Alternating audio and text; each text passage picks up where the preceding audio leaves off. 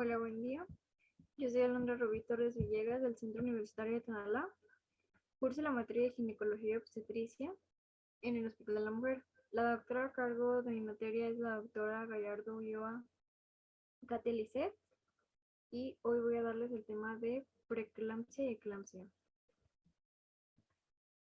En el temario vamos a ver como primer punto la introducción. Aquí vamos a ver epidemiología. Como segundo punto la preeclampsia. Aquí vamos a ver definición, clasificación y factores de riesgo. En el tercer punto vamos a ver fisiopatología. Aquí vamos a entender la alteración fisiológica. En el cuarto punto vamos a ver la clínica, manifestaciones, signos y síntomas. En el quinto punto vamos a ver el diagnóstico. Aquí veremos laboratoriales y estudios de imagen, así como el síndrome de HELP. En el sexto punto veremos el tratamiento.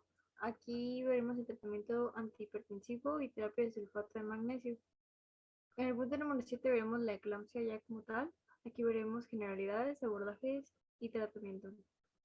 Como último punto tenemos los diferenciales. Aquí veremos los trastornos hipertensivos en el embarazo y cómo diferenciarlos de preeclampsia y eclampsia. En la introducción, pues vamos hablando que los trastornos hipertensivos en el embarazo representan las complicaciones más comunes del mismo. Afectan el 15% de los embarazos y hasta el 18% de la mortalidad materna del mundo es debido a esta causa. Esta patología pues puede amenazar la vida materna y fetal e incrementa la morbilidad y la mortalidad con riesgo de hasta 7 años de hipertensión y microalbuminuria de 20%. Los desórdenes hipertensivos que pueden aparecer durante el embarazo son la hipertensión gestacional, la preeclampsia, la hipertensión crónica, la hipertensión crónica con preeclampsia sobreagregada. Esas son las clasificaciones de desórdenes hipertensivos que puede haber. Sin embargo, hay algunas más que no son como tal desórdenes, solamente son como síndromes. Veremos la preeclampsia. Bueno, ¿qué es? Esto es un trastorno multisistémico, el cual se presenta en una edad gestacional mayor a 20 semanas y hasta 6 semanas después del parto. Aquí hay presencia de hipertensión y proteinuria significativa. También es preeclampsia cuando existe hipertensión en el embarazo y un criterio de severidad aun cuando no hay proteinuria demostrada. Los valores de hipertensión se consideran arriba de 140 y arriba de 90 milímetros de mercurio. Y la proteinuria puede estar presente o no para hacer un diagnóstico. Y bueno, en la clasificación tenemos que la presentación pues va a variar de leve a severa, pero este síndrome puede ser dividido en preeclampsia, preeclampsia con datos de severidad y como último en eclampsia. Los factores de riesgo de preeclampsia pues van a ser diabetes, obesidad, hipertensión, ser primigesta o ser multigesta, tener una edad mayor de 35 años y contar con la historia de preeclampsia familiar o preeclampsia previa. Cabe mencionar que la historia familiar de preeclampsia aumenta 2 a 4 veces el riesgo de padecerla y la preeclampsia anterior aumenta 7 veces el riesgo de padecer nuevamente la preeclampsia. Aquí tenemos un algoritmo en el cual identificamos y prevenimos la preeclampsia. Aquí pues es paciente embarazada que presenta consulta externa de urgencias. Aquí se le toma la presión, se va a ver el nivel de arteria braquial, esta persona tiene que estar sentada, se tiene que hacer una toma y a los 2 minutos se tiene que hacer una segunda y de estas la lectura más alta es la que se va a reportar.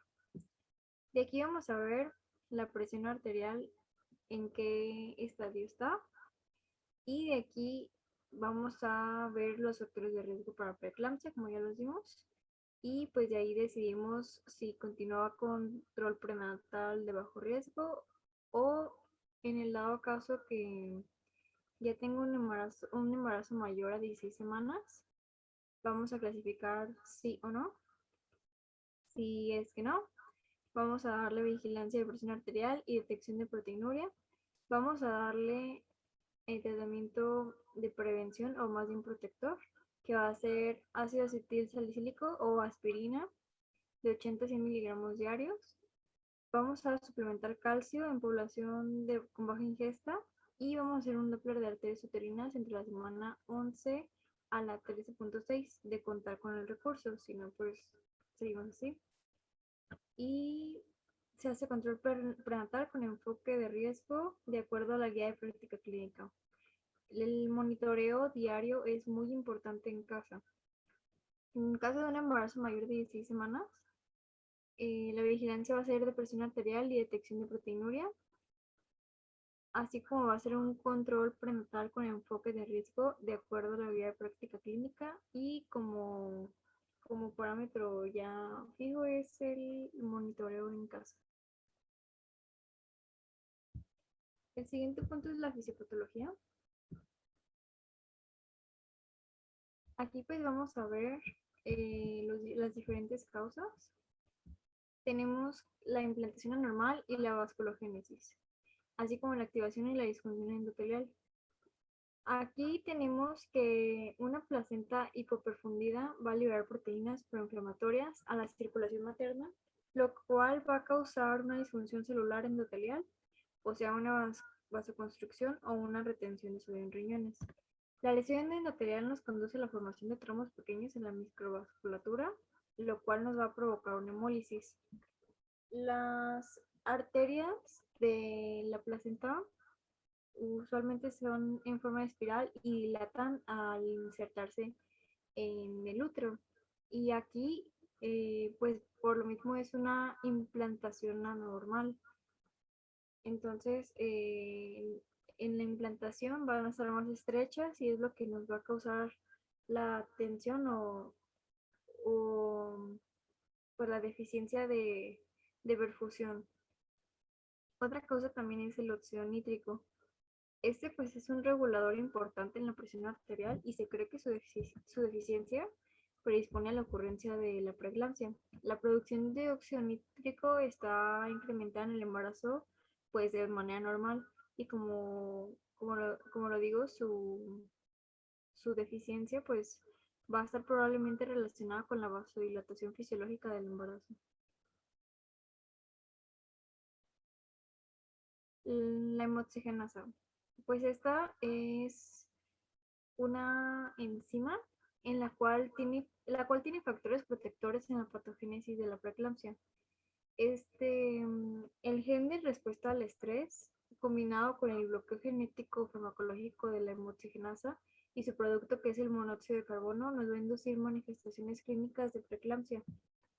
La expresión de esta, vemos que pues es importante por lo que este, va a ser también muy importante saber los datos clínicos que tiene nuestro paciente. También otro punto es el daño en los podocitos.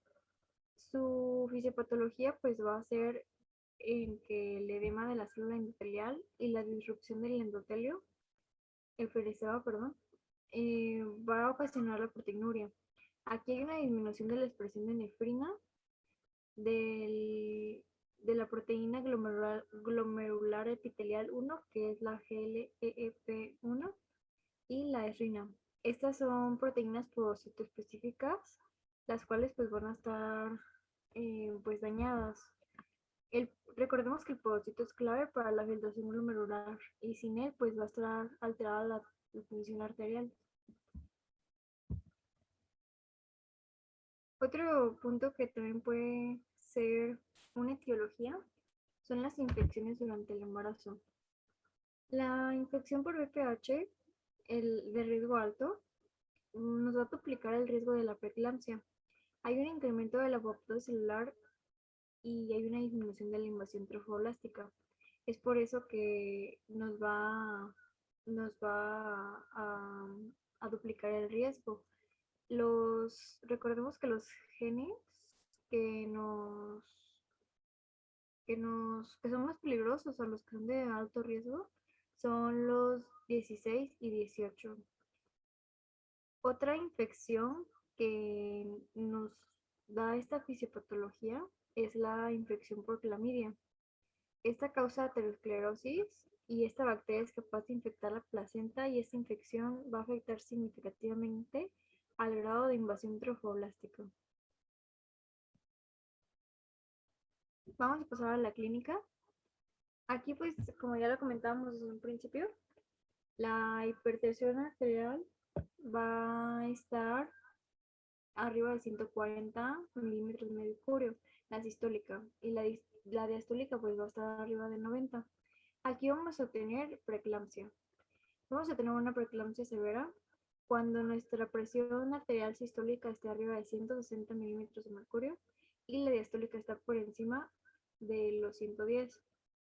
Va a ser importante correlacionar estos datos clínicos con exploración física. Nuestro paciente tenemos que preguntarle cómo está su visión, si manifiesta dolores en abdomen, si es en abdomen, en qué región.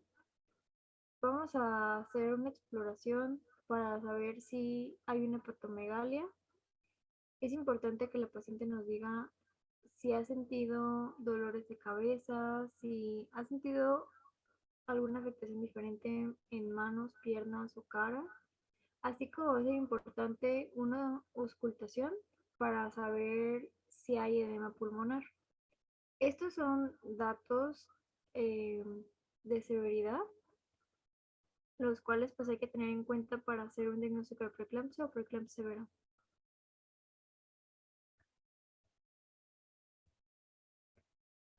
Vamos a pasar al diagnóstico. ¿Cómo diagnosticamos? Pues van a ser muy importantes las las tomas de tensión arterial, perdón. Estas van a ser primordiales.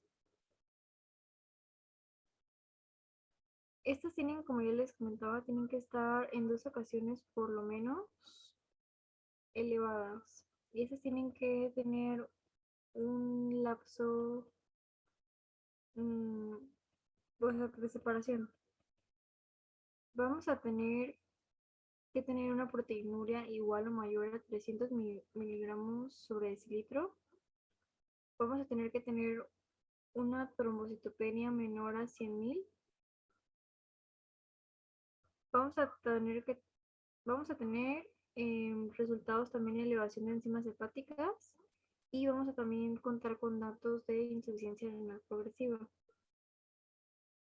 El síndrome de HELP es un síndrome dentro de esta patología que que nos va a decir qué tan severa está la enfermedad. Vamos a tener que este síndrome está caracterizado por una hemólisis, una elevación de enzimas hepáticas y una baja de plaquetas. Esto va a suceder casi siempre en el último trimestre del embarazo. Afecta del 0.5 al 0.9% de los embarazos y del 10 al 20% de las mujeres con preeclampsia severa o eclampsia. Los valores de LDH van a estar arriba de 600 o 600 unidades sobre el litro. Las bilirrubinas van a estar arriba de 1.2 miligramos sobre decilitro y la AST va a estar por encima de los 70 unidades sobre el litro. Así que también nuestras plaquetas, como ya lo comentábamos, van a estar por debajo de los 100.000. Otras manifestaciones que puede tener este síndrome son dolor en hipocondrio derecho o epigastrio, que a veces suele ser el único síntoma, pero también puede haber cefalea, visión borrosa, náusea o vómito.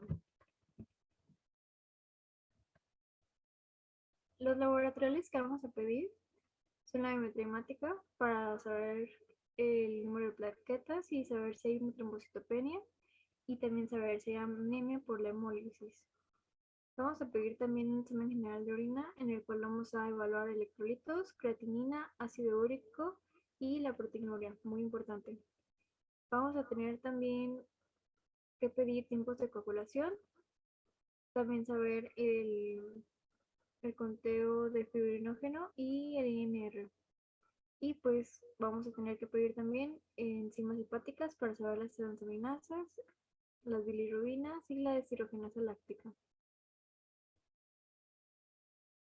Este segundo algoritmo nos habla sobre el diagnóstico de la proteinuria. En una paciente con presión arterial entre 140 y 120 diastólica y 90 sistólica, por un embarazo mayor de 16 semanas, vamos a tener, si no es un embarazo mayor de 16 semanas, vamos a descartar la hipertensión arterial crónica, vamos a ver la enfermedad renal en el embarazo y ver las demás enfermedades hipertensivas que vamos a ver más adelante. Si es un embarazo mayor de 16 semanas, vamos a determinar la proteinuria por tira reactiva. Si sale positiva, vamos a cuantificarla. Si es arriba de 0.28, no, más bien si ya determinando la proteinuria si es negativa, vamos a ver el cociente. Y si no hay una proteinuria significativa, vamos a continuar de acuerdo con la GPC, el control prenatal, con enfoque de riesgo y monitoreo de presión arterial en casa. Y si sí la tiene significativa, vamos a monitorear la presión arterial. Si la tiene más arriba de 140 o de 160, la vamos a depurar de proteínas en orina de 8 a 12 horas. Si hay mayor proteinuria a 150,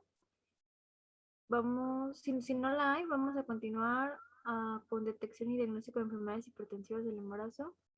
Y si sí la hay, vamos a... Um,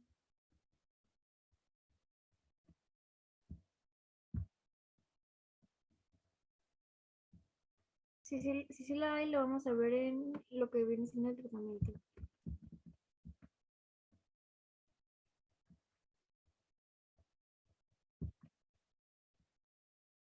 El tratamiento antihipertensivo de la preeclampsia, cuando no tenga datos de severidad, van a ser el uso de cualquiera de estas que son alfa-metildopa.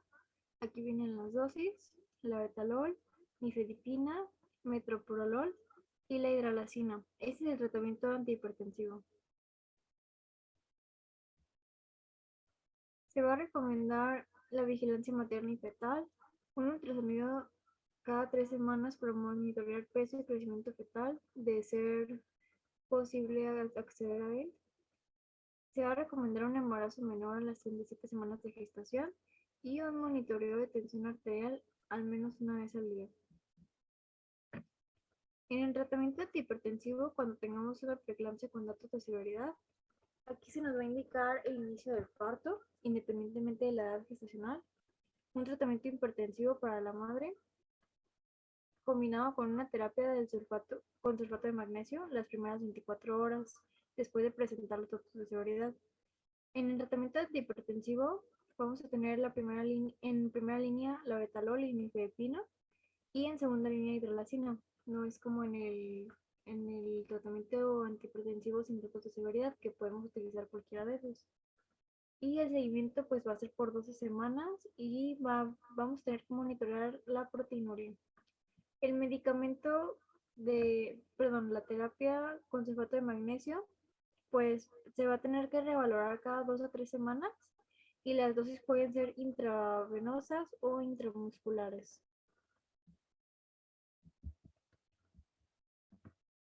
Otras recomendaciones, pues va a ser, en otras recomendaciones, perdón, vamos a tener que el uso de antioxidantes como vitamina C y vitamina E no va a tener un efecto beneficioso en la prevención o tratamiento de preeclampsia, por lo que su uso antes o durante el embarazo pues está descartado como un efecto protector. Las dosis de bajas de aspirina, como ya lo habíamos visto, sí van a proteger, de los efectos adversos de, por ejemplo, la infección aguda y crónica de clamidia, especialmente en lo que no se refiere a invasión trofoblástica y liberación de mediadores inflamatorios. Y también nos va a ayudar con pacientes que tengan alto riesgo de preeclampsia. Esto se va a iniciar antes de las 16 semanas de gestación. Aquí tenemos el tercer algoritmo.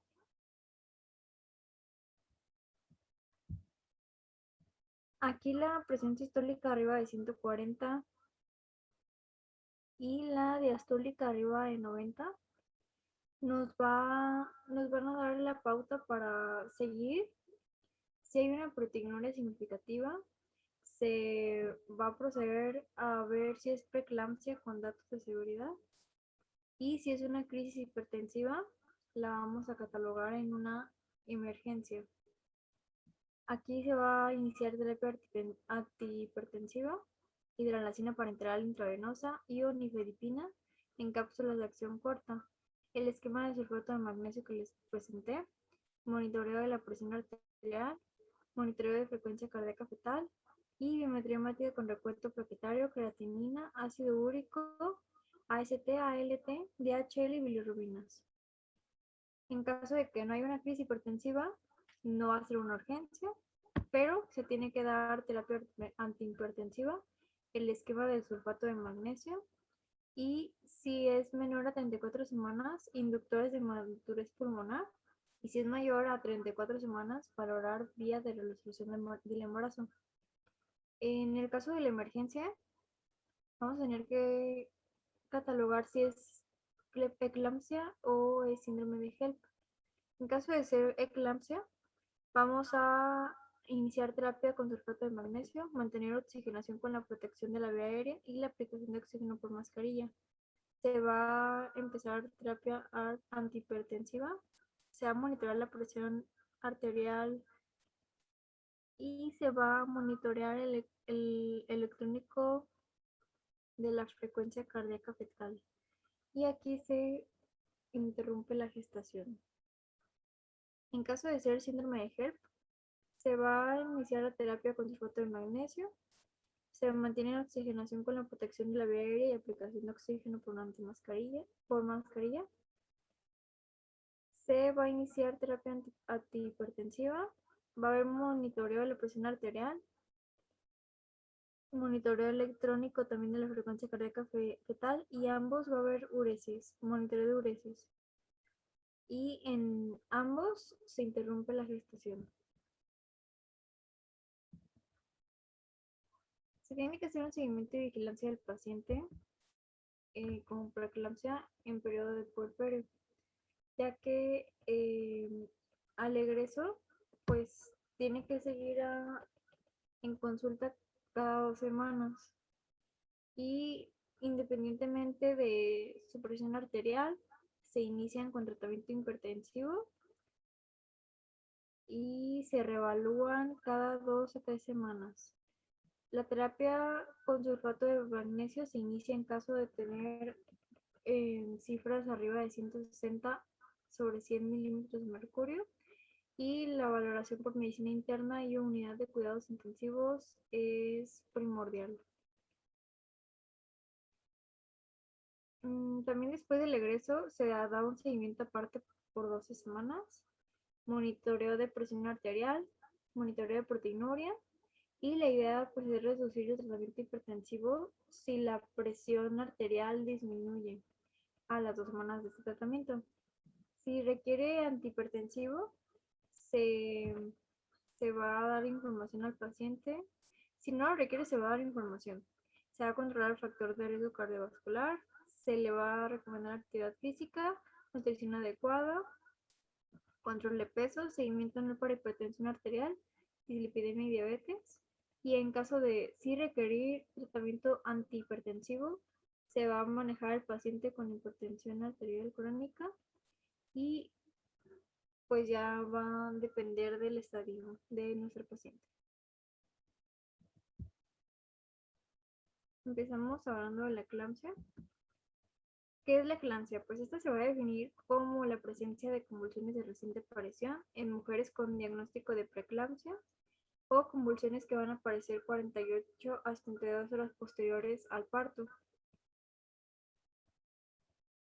El abordaje de una paciente con eclampsia pues va a ser primordialmente el soporte vital para prevención de daños, la protección de la vía aérea y la aplicación de oxígeno por mascarilla y valorar si es urgencia o emergencia.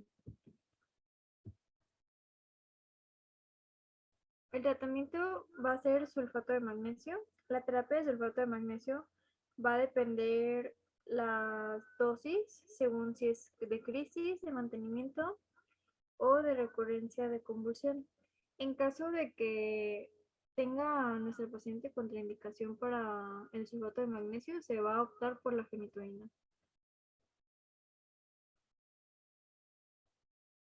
En diferenciales tenemos la hipertensión gestacional. Esta va a estar definida como la hipertensión que se desarrolla por primera vez después de la semana 20 de gestación.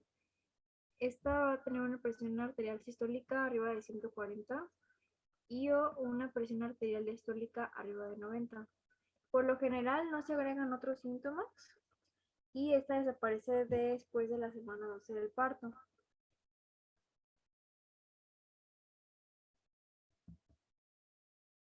Vamos a tener la hipertensión crónica, la cual también se le llama preexistente. Esta está definida como la hipertensión presente antes del embarazo o que se desarrolla antes de las 20 semanas de la gestación.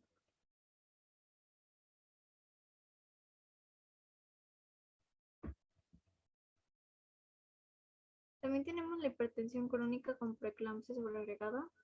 Esta se define como el desarrollo de uno o más criterios antes de la semana 20 de gestación.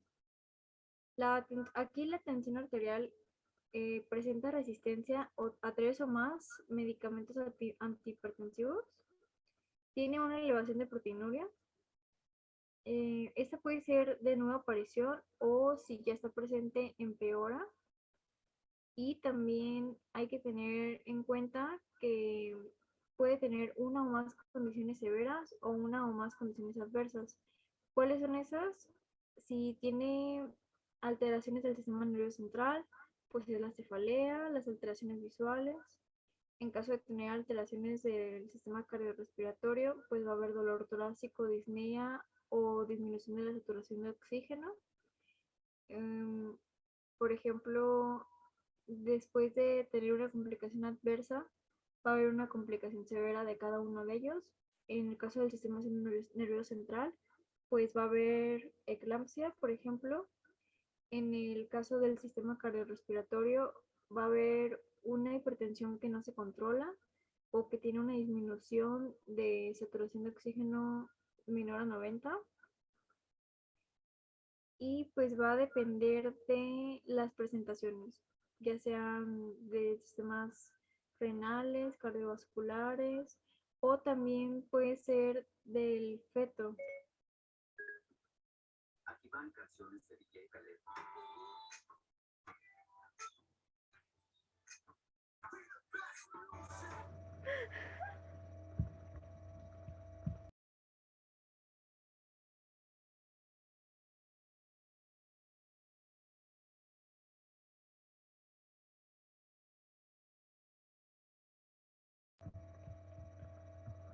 Una disculpa. Y bueno, ya para terminar, muchas gracias por su atención y visiten la página de Los Hijos de Galeno